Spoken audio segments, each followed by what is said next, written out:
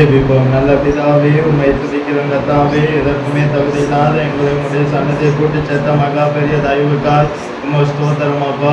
கர்த்தாவே, இந்த குடும்பத்தை மட்டும் நீ நடத்தி வந்த எல்லா குருக்களுக்காக உம்மை ஸ்தோத்திரம் கர்த்தாவே. இனிமேலும் நீரே நடத்த போய்கிற குருக்களுக்காக உம்மை ஸ்தோத்திரம் அப்பா. கர்த்தாவே, இந்த குடும்பத்தை உம்முடைய வருகைக்கு ஆயத்தப்படுத்தும் கர்த்தாவே. உம்முடைய வருகையில் இந்த குடும்பத்தை காண கிருபை செய்யும் கர்த்தாவே. வந்து ஒவ்வொருவரையும் நீர் ஆசீர்வதியும். உம்முடைய நாம மாத்திரம் மகிமைப்படட்டும். இயேசுவின் நாமத்தினால் ஜெபங்கேலும் ஜீவனுள்ள நல்ல பிதாவே, ஆமென். வெளிப்படுத்தல் விசேஷம் 1ஆம் அதிகாரம் 6வது வசனத்தை வாசிங்க. வெளிப்படுத்தல் விசேஷம். நம்மிடத்தில் அன்பு கூர்ந்து தமது ரத்தத்தினாலே நம்முடைய பாவங்களற நம்மை கழுவி நம்முடைய பிதாவாகிய தேவனுக்கு முன்பாக நம்மை ராஜாக்களும் ஆசாரியர்களும் ஆக்கின அவருக்கு மகிமையும் வல்லமையும் என்றென்றைக்கும் உண்டாயிருப்பதாக. ஆமென். இந்த வெளிப்படுத்தின விசேஷத்தை யோவான் அப்போஸ்தலன் எழுதினார். அவர் எழுதும் போது ஒரு காரியத்தை கர்த்தர் நமக்காக செய்த மகா பெரிய தியாகத்தை அவர் 6வது வசனத்துல எழுதியிருக்கார். என்ன இயேசு தியாகம் பண்ணினார்? ஆனால் நம்மிடத்துல முதலாவது அன்பு கூர்ந்தார். நம்மிடத்துல அன்பு கூர்ந்து நம்முடைய பாவங்கள் அற தம்முடைய ரத்தத்தினாலே நம்மளை கழுவினார். கழுவினது மாத்திரம் அல்ல, நம்மை தம்முடைய பிதாவாகிய தேவனுக்கு முன்பாக ராஜாக்களும் ஆசாரியர்களுமாய் மாற்றி வச்சிருக்கார். இயேசு நம்மை பிதாவுக்கு முன்பாக எப்படி வச்சிருக்கார்? ராஜாக்களும். இந்த உலகத்துல தான் உயர்ந்தவன் தாழ்ந்தவன் என்று இருக்கிறது. ஆனா தேவனுக்கு முன்பாக எல்லாருமே ராஜாக்களும் ஆசாரியர்கள் தான். அப்ப நம்ம எல்லாருமே கர்த்தர் தேவனுக்கு முன்பாக ராஜாக்களும் ஆசாரியருமா மாற்றி இருக்கார். ஆனா தேவனுக்கு முன்பாக நிற்பதற்கு நாம எப்படி நிற்க வேண்டுமானால் தைரியமாய் நிற்க வேண்டும். தேவனுக்கு முன்பாக எப்படி நிற்க வேண்டும்? தைரியமாய் நிற்க வேண்டும். அந்த தைரியமாய் நிற்பதற்காக தான் தேவன் ஆசாரியருக்கு என்ன கொடுத்திருக்கிறார்? வஸ்திரத்தை கொடுத்திருக்கிறார். ஆசாரியர்களுக்கு என்ன கொடுத்தார்? வஸ்திரத்தை கொடுத்தோம். அப்ப நம்ம இந்த வஸ்திரம் அணிய போய் தான் கொஞ்சம் தைரியமா என்ன செஞ்சுட்டு போயிட்டு வரோம். இதே போலதான் தேவனுக்கு முன்பாக நம்மை நிறுத்துவதற்கு இயேசு என்ன தந்திருக்கிறார்? வஸ்திரத்தை தந்திருக்கிறார். அந்த வஸ்திரத்தை பத்தி தான் நம்ம பார்த்துட்டு இருக்கோம். லேவியராகமம் 8ஆம் அதிகாரம் 7ஆம் வசனத்தை வாசிங்க. அவனுக்கு உள்ளங்கியை போட்டு இடைக்கச்சையை கட்டி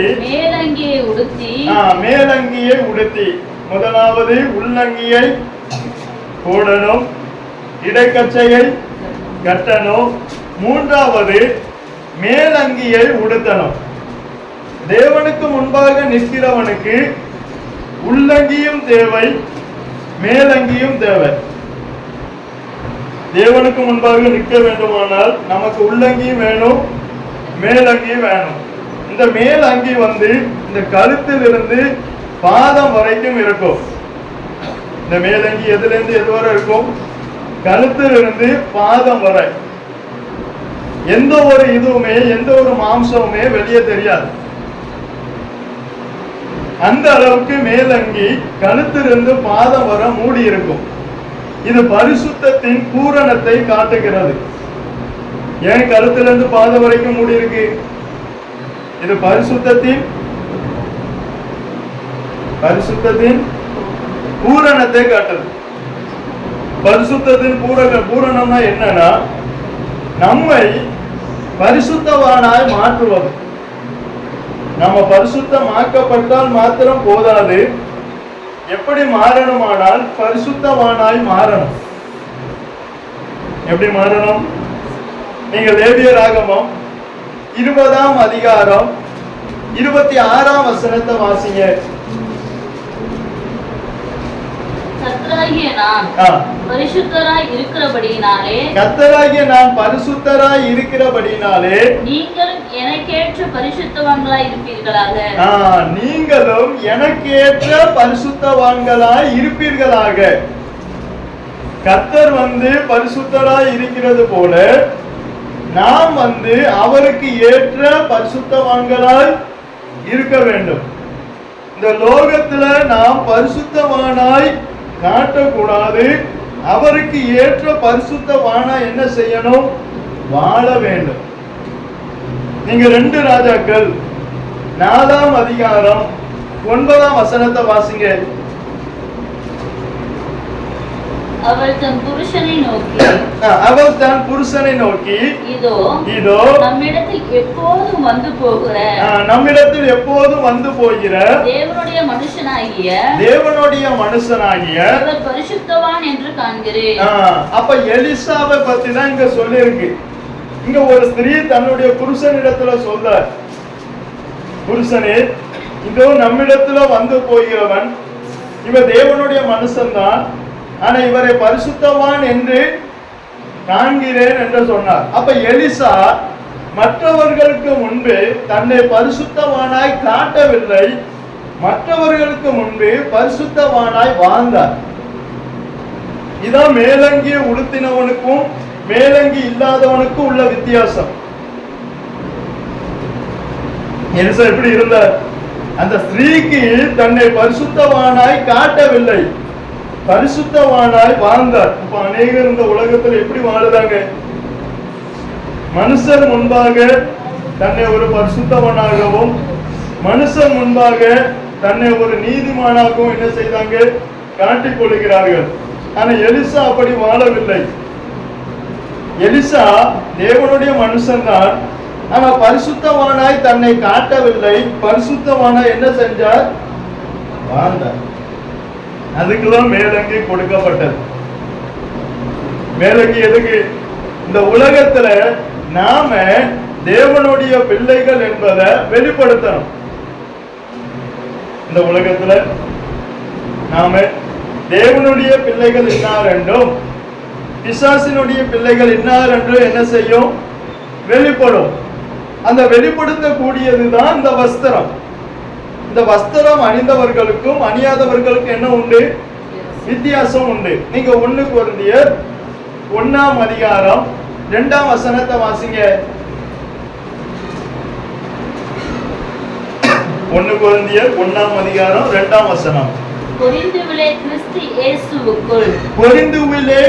இயேசுவுக்குள் பரிசுத்தமாக்கப்பட்டவர்களாயும் பரிசுத்தவான்களாகும்படி அந்த கொரிந்து சபையில இயேசு இந்த சபையை அழைத்தார். அழைத்தது எதற்கு? பரிசுத்தமாக்கப்பட்டவர்களாய் இருப்பதற்கும் அடுத்த ஸ்டெப் பரிசுத்தவான்களாய் மாறுவதற்கும். இயேசு நம்ம இந்த உலகத்துல ரட்சித்து நம்மள அவருடைய ரத்தத்தினாலே கழுவுனது எதுக்கு? பரிசுத்தமாக்கப்படுவதற்கும் பரிசுத்தவான்களாய் மாறுவதற்கும். ஆனா இந்த சபையை பரிசுத்தவான்களாய் மாறுவதற்கு அழைத்தாலும் இந்த சபை பரிசுத்தவான்களுக்கு ஏற்றபடி என்ன செய்யல? வாழல. அவருக்கு ஏற்ற பரிசுத்தவான்களாய் மாறல. நீங்க வாசிங்க 1 கொரிந்தியர் 3ஆம் அதிகாரம் 2ஆம் வசனத்தை வாசிங்க. நீங்கள் பலன் இல்லாதவர்கள் ஆனதால் உங்களுக்கு போஜனம் கொடாமல் பாலை குடிக்க கொடுத்தேன். இன்னமும் நீங்கள் மாம்சத்துக்குரியவர்களாய் இருக்கிறபடியால் நல்ல கவனிங்க. இவங்களை அழைத்தது பரிசுத்தவான்களாய் இருப்பதற்கு தான் அழைத்தார். ஆனா இவங்க எப்படி இருக்காங்க? மாம்சத்துக்குரியவர்களாய் இருக்கிறபடினால் இப்பொழுதும் உங்களுக்கு பலன் இல்லை, பொறாமையும் வாக்குவாதமும் வேதகங்களும் உங்களுக்குள் இருக்கிறபடியால். ஆனா அழைத்தது பரிசுத்தவான்களாய் மாறுவதற்கு. ஆனா பரிசுத்தமாக்கப்படவும் இல்லை, பரிசுத்தவான்களாய் மாறவும் இல்லை. ஒரு சபைக்கு மேலங்கிய நமக்கு தந்தது எதற்கு? மேலங்கிய தந்தது எதற்கு? இப்ப அநேக கிறிஸ்தவங்க அப்படிதான் இருக்காங்க. தங்களை பரிசுத்தவான்களாய் காட்டுகிறவர்கள் தான் அதிகமே தவிர பரிசுத்தவானாய் வாழுவது கம்மி. நீதிமான்களாய் காட்டுகிறவர்கள் தான் அதிகமானார்களே தவிர நீதிமான்களாய் வாழுகிறவர்கள் குறைவு. அதை தங்களை தாங்களே நீதிமான்கள் என்று எண்ணி அப்படின்னு வேதத்துல இருக்கா?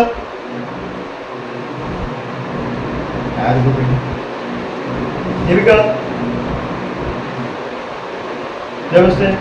இருக்கா?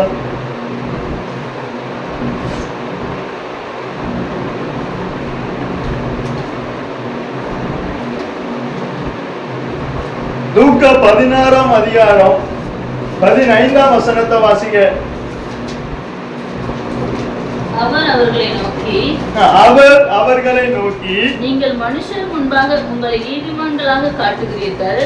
நீங்கள் மனுஷர் முன்பாக உங்களை நீதிமான்களாக காட்டுகிறீர்கள்.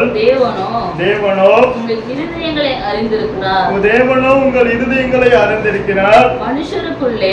மனுஷருக்குள்ளே மேன்மையாக எண்ணப்படுகிறது. தேவனுக்கு முன்பாக அருவருப்பாய் இருக்கிறது. அப்ப மனுஷர் முன்பாக நம்மை நீதிமானாக காட்டுவதை, மனுஷர் முன்பாக நம்மை பரிசுத்தவானாய் காட்டுவதை தேவன் எப்படி எண்ணுகிறார்? ஆனால் அருவருப்பாக எண்ணுகிறார். மனுஷர் முன்பாக நம்மை நீதிமானாக காட்ட வேண்டாம். மனுஷர் முன்பாக நம்மை பரிசுத்தவானாக காட்ட வேண்டாம். மனுஷர் முன்பாக நம்ம நீதிமானாய் வாழ்ந்தால் போதும்.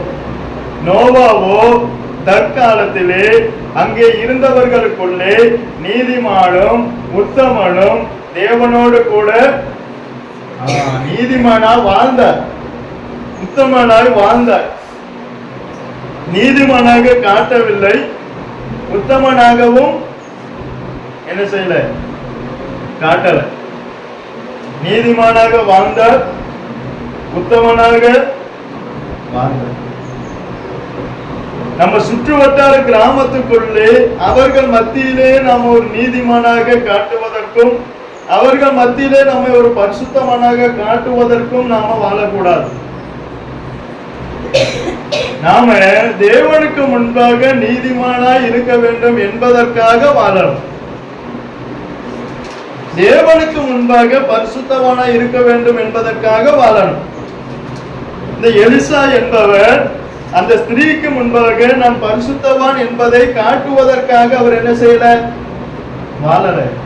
பரிசுத்தவானாகவே வாழ்ந்தார். பரிசுத்தவான காட்டினாரா? இல்லை. அவர் எப்படி வாழ்ந்தார்? அப்ப நம்ம ஸ்கூலுக்கு போனாலும் எங்க போனாலும் தேவனுடைய பிள்ளைகளாகவே வாழணும்.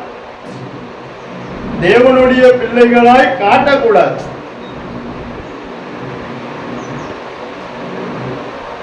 வீட்டுல போய் எல்லாம் செஞ்சுட்டு சர்ச்சில் வந்து தேவனுடைய பிள்ளை மாறி அப்படியா? அப்படியா? வீட்டில் உட்காந்து நல்ல டிவியை பார்த்துட்டு சர்ச்சில் வந்தாலும் நல்ல தேவனுடைய பிள்ளை மாதிரி காட்டுறக்கா?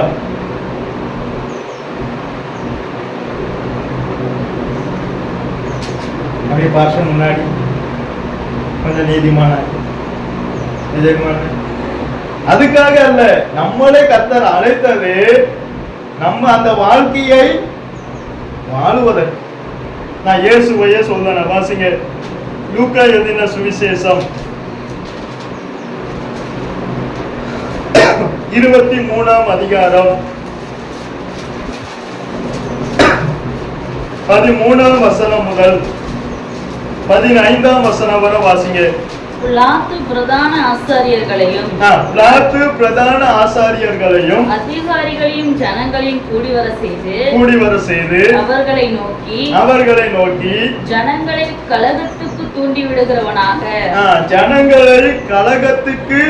விடுகிறவனாக இந்த மனுஷனை என்னிடத்தில் கொண்டு வந்தீர்கள். நான் உங்களுக்கு முன்பாக விசாரித்த போது இவன் மேல் மேல் நீங்கள் சாட்டுகிற குற்றங்களில் ஒன்றையும் நான் இவனிடத்தில் காணவில்லை. உங்களை ஏரோதினிடத்திற்கும் அனுப்பினேன். அவரும் இவனிடத்தில் குற்றம் காணவில்லை. மரணத்துக்கு ஏதுவாக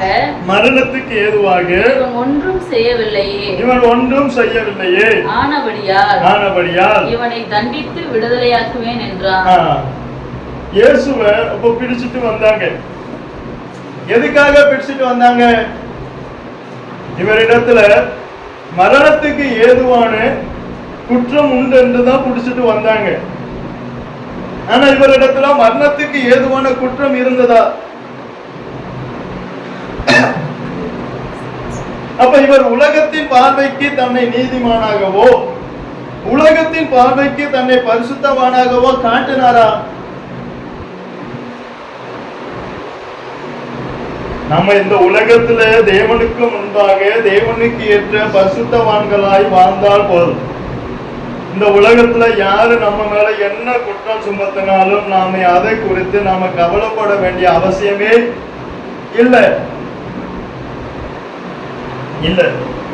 இயேசு மேல மரணத்துக்கு ஏதுவான குற்றத்தை சுமத்தினாங்க. இயேசு தான் கவலைப்பட்டாரா? நான் நீதிமான்னு நிரூபிச்சாரா?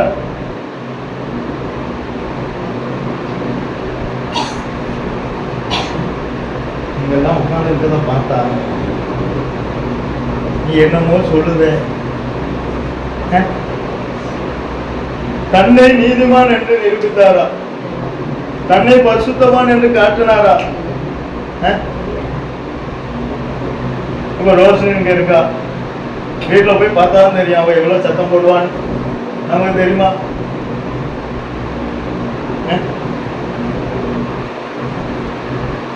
தெரியுமா? அக்கா எவ்வளவு சத்தம் போடுவான் நமக்கு தெரியுமா? சர்ச்சில் வந்து பார்க்கும்போது எப்படி இருப்பாங்க?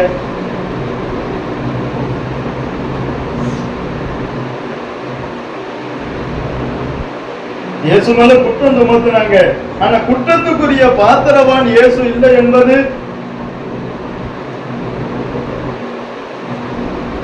இந்த லோகத்தின் பார்வைக்கு நம்ம நீதிமானாகவோ பரிசுத்தவானாகவோ வாழ்ந்து நமக்கு ஒன்றும் கிடைப்பது இல்லை.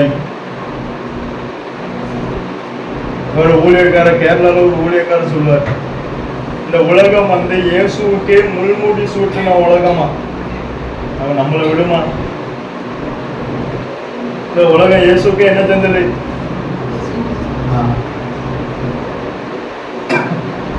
இந்த உலகத்துல நாம மற்றவர்களுக்கு முன்பாக நீதிமானாக வாழ்வதை, மற்றவர்களுக்கு முன்பாக நீதிமானாய் காட்டுவதை விட்டுட்டு, மற்றவர்களுக்கு முன்பாக பரிசுத்தவானாய் இருப்பதை காட்டுவதை விட்டுட்டு நம்ம அந்த நீதிமானாய் வாழுகிற வாழ்க்கையை பார்த்தாலே புரியுதா? எலிசா போனார். நம்ம இடத்துல வந்து போகிற இந்த மனுஷன் பரிசுத்தவான் என்று காண்கிறேன். அவர் காட்டினாரா?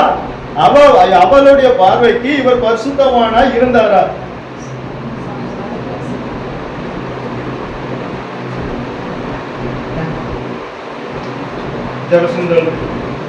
எலிசா அந்த ஸ்திரீனுடைய பார்வைக்கு பரிசுத்தவானாய் காட்டினாரா? அந்த ஸ்திரீ எலிசாவை பார்க்கும் போது பரிசுத்தவானாய் தெரிந்ததா? இப்ப அநேக கிறிஸ்தவர்கள் எப்படி ஆனாங்க? மற்றவங்க பார்வைக்கு தன்னை நீதிமானாக என்றும் பரிசுத்தவானாக காட்டுதாங்களே தவிர வாழல.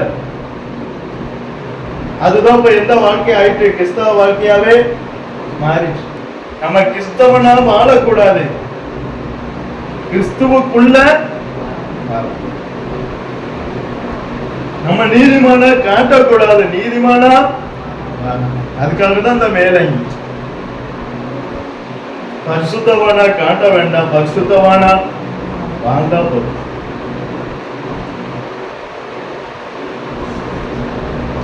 இவங்களை அழைச்சது பரிசுத்தவான்கள் ஆகும்படி. ஆனா பொறாமை, வாக்குவாதம், பேதம் எல்லாமே இருக்கு. பரிசுத்தமாவும் மாறல, பரிசுத்தவான்களாவும் மாறல. ஆனா சர்ச்சை விட்டு வெளியே வந்தா பரிசுத்தமானா காட்டிக்கிடுவாங்க. சர்ச்சை விட்டு வெளியே வந்தா பரிசுத்தமாக்கப்பட்டவங்களா காட்டிக்கிடுவாங்க.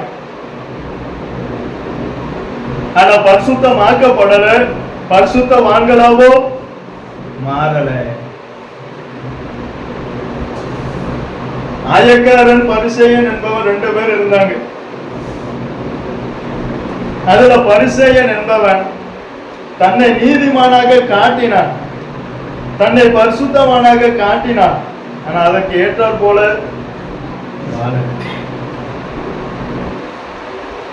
இயேசு நம்ம அதை செஞ்சோமா இதை செஞ்சோமான்னு பார்க்க மாட்டார். அதற்கு ஏற்றாற் போல இவன் வாழ்ந்தானான்னு தான் பார்ப்பார்.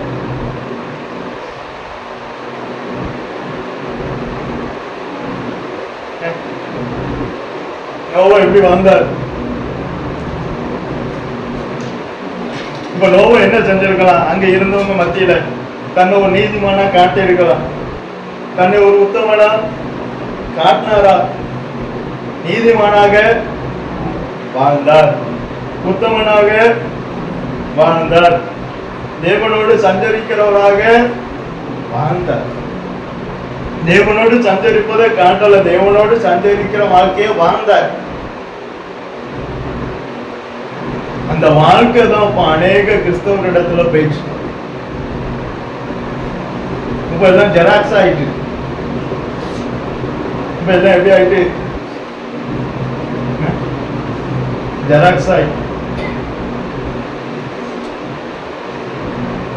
நம்ம எதுவுமே காட்ட வேண்டாம், அதற்கு ஏற்றால் போல வாழ்ந்தால் போதும். நீங்க தானியேல் 6ஆம் அதிகாரம் 20ஆம் வசனம் முதல் 22ஆம் வசனம் வரை வாசிய.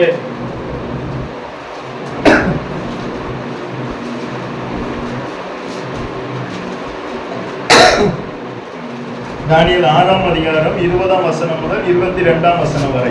ராஜா கெபியின் கிட்ட வந்தபோது துயர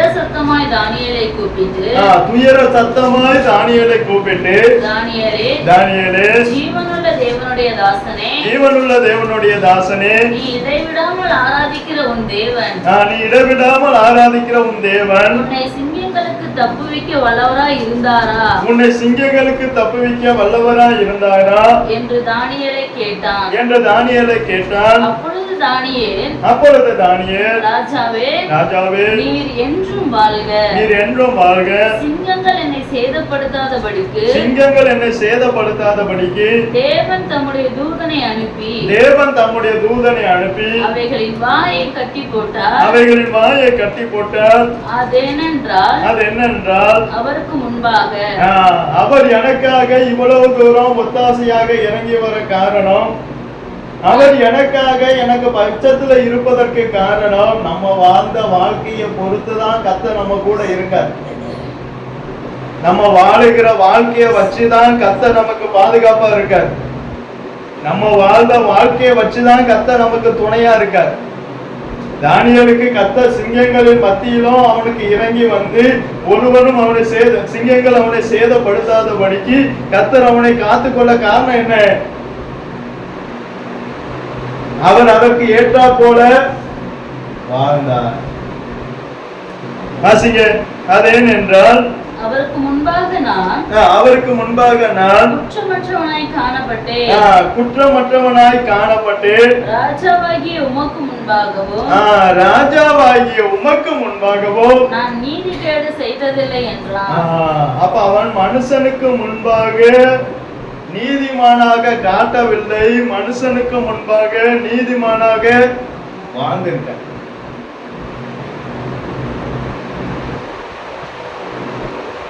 நம்ம எங்க போனாலோ எங்க இருந்தாலோ நீதிமானாக வாழணுமே தவிர நீதிமானாக ஜெபிக்கிறவனா வாழணுமே தவிர ஜெபிக்கிறவனா காட்டக்கூடாது.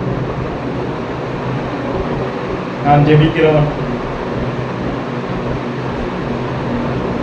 அப்படிங்கிறத காட்ட வேண்டும். நம்ம அநேகர் இப்போ மனுஷரை பிரியப்படுத்தவே வாழ்ந்து வாழ்ந்து வாழ்ந்து வாழ்ந்து மேலங்கியே இல்லாம போயிடுச்சு. சாமுவேல் என்னும் பிள்ளையாண்டானோ மனுஷனுக்கும் தேவனுக்கும் பிரியமாய் நடந்து கொண்டான், வாழ்ந்தான். இந்த எலிசா ஒண்ணுமே செய்யல. ஏதாவது செஞ்சாரா? தன்னை பரிசுத்தவனாக காண்பிக்க ஏதாவது செஞ்சாரா? நல்ல வெள்ளை ட்ரெஸ் வெள்ளை பேண்ட் போட்டாதான் பரிசுத்தவன்னு சொன்னாரா? அதற்கு ஏற்றால் போல வாழ்ந்தார். அந்த வாழ்க்கை இருந்தால்தான் அவருக்கு முன்பாக தைரியமா நிற்க முடியும். எலிசா சொன்னார், கர்த்தருக்கு முன்பாக நிற்கிற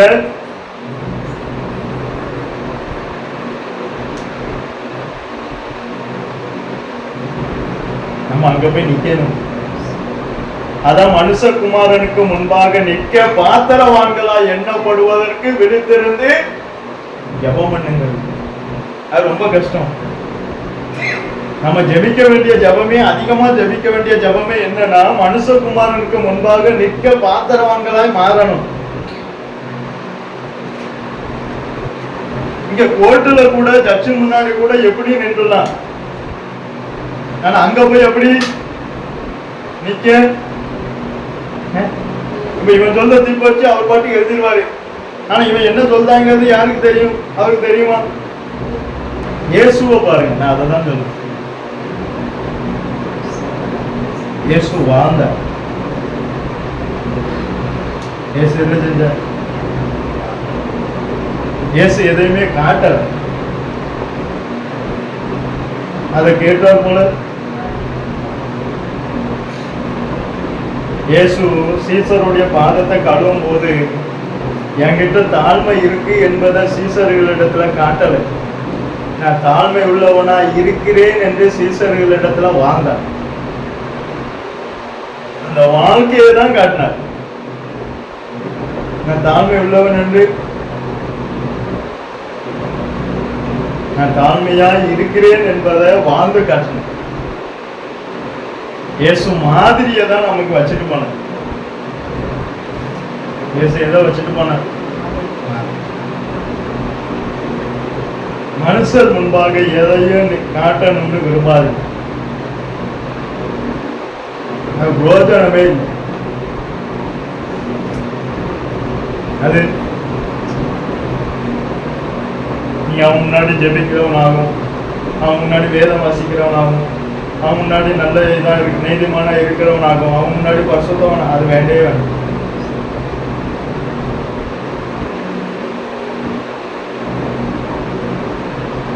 அவனுக்கு முன்பாக நான் பரிசுத்தமான கட்டி எனக்கு என்ன கிடைக்க போகுது? நான் பரிசுத்தமான வாழ்ந்தாலே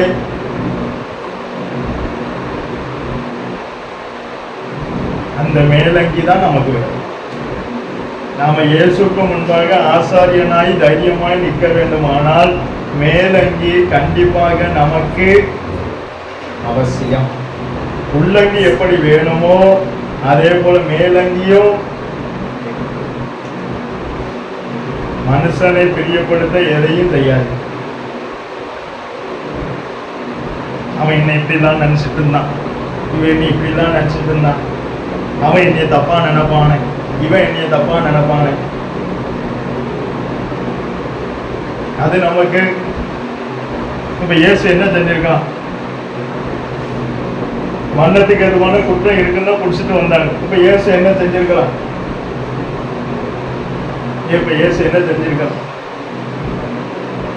என்கிட்ட எந்த ஒரு குற்றமும் இல்லைன்னு நிரூபிக்கலாமா வேண்டாம்? நிரூபிச்சிருக்கலாமா வேண்டாம்? அழகா நிரூபிக்கலாமே. நீங்க பிளாத்து சொல்ற, காய்பா சொல்ற, பிளாத்துட்டையும் அனுப்புன அவரும் இல்லைங்க. ஆனா அவர் எதுவுமே நிரூபிச்சாரா? நம்மனா இப்ப என்ன செய்வோம்?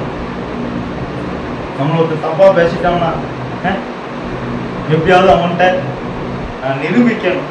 என்னத்தை செய்வோம்? சரி, அவன்கிட்ட போய் நிரூபிக்க. அவன் என்ன சொல்லுவான்? நீங்க ரொம்ப நல்லவங்களா இருந்திருக்கீங்க, எனக்கு தெரியாம போச்சு, இன்னைக்கு நல்லவன்பா. ஒரு வாரம் கழிச்சு பாருங்க, அவன் ஏதாவது சொல்லிட்டோம்னா என்ன சொல்லுவான், வெளியே போய் இவருக்கு வேற வேலையே. இதுதான் உலகம். இப்ப அநேக கிறிஸ்தவங்க அப்படிதான் ஆயிட்டாங்க. நீதிமானா காட்டுதாங்க, பரிசுத்தவானா காட்டுதாங்க, உண்மை உள்ளவனா காட்டுதாங்க, ஆனா அதற்கு ஏற்றாற் போல வாழ்க்கை இல்லை.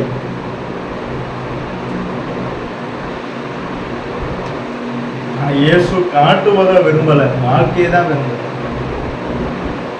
ஏன் பர்சன் நாங்க அப்படி வாழணும், அப்பதான் அங்க போய் நிக்க முடியும்.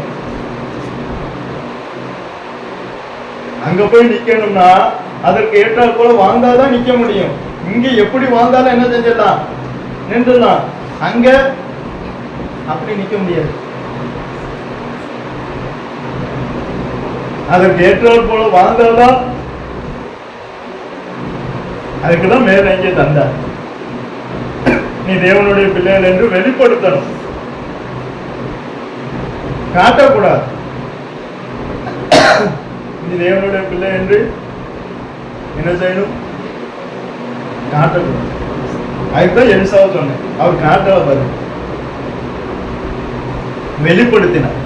ஒரு நாள் சாது சுந்தர் சிங் ஒரு நைட்டு இங்க ஊழியத்தை முடிச்சுட்டு ஒரு வீட்டுக்கு போறார். அந்த வீட்டுல போய் கதவை தட்டுதார். கதவை தட்டும்போது ஒரு சின்ன பிள்ளை வந்து கதவை திறந்து பார்த்தானே என்ன தெரியும், போனது யாரு, சாது சுந்தர் சிங். ஆனா அந்த பிள்ளை என்ன சொல்லுச்சுன்னா, எப்போ இயேசு வந்திருக்கார். போனது யாரு, அந்த பிள்ளை சொன்னது எப்படி,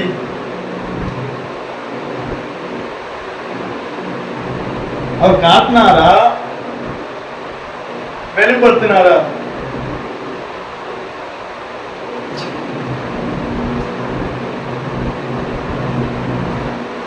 காட்டினாரா வெளிப்படுத்தினாரா? வெளிப்படுத்தினார். தன் உள்ளத்துல இருக்கிற இயேசுவை அந்த பிள்ளைக்கு வெளிப்படுத்தினார். அதேதான் நம்மளும் செய்யணும். அதற்கு ஏற்றால் போல வாழ்ந்தால் அது வெளிப்பட்டுச்சு, அவ்வளவுதான் வித்தியாசம்.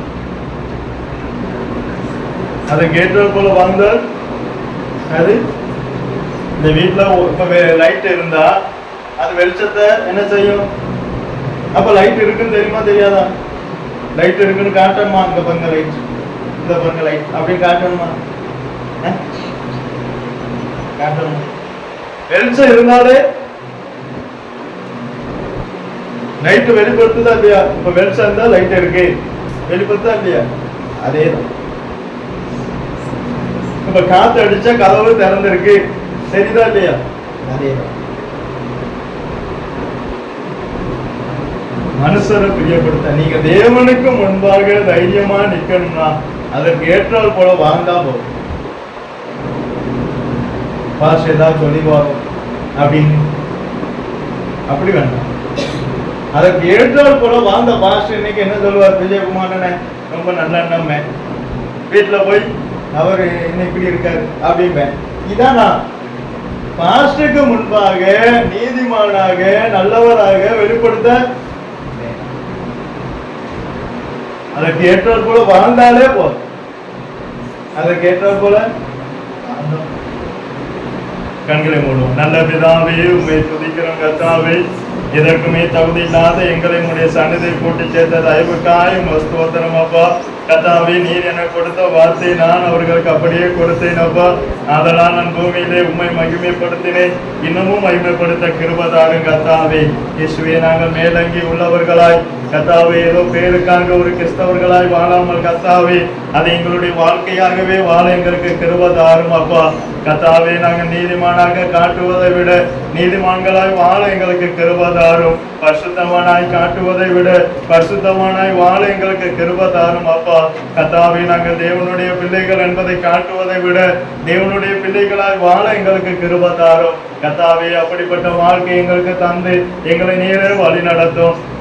உம்முடைய நாம மாத்திரம் மகிமைப்படட்டும். இயேசுவின் நாமத்தினால் ஜெபங்கேலும் ஜீவனுள்ள நல்ல பிதாவே, ஆமென். என் ஆத்துமாவே கர்த்தரை ஸ்தோத்திரி, என் முழு உள்ளமே பரிசுத்த நாமத்தை ஸ்தோத்திரி. என் ஆத்துமாவே கர்த்தரை ஸ்தோத்திரி, கர்த்தர் செய்த சகல உபகாரங்களையும் மறவாதே. ஆமென்.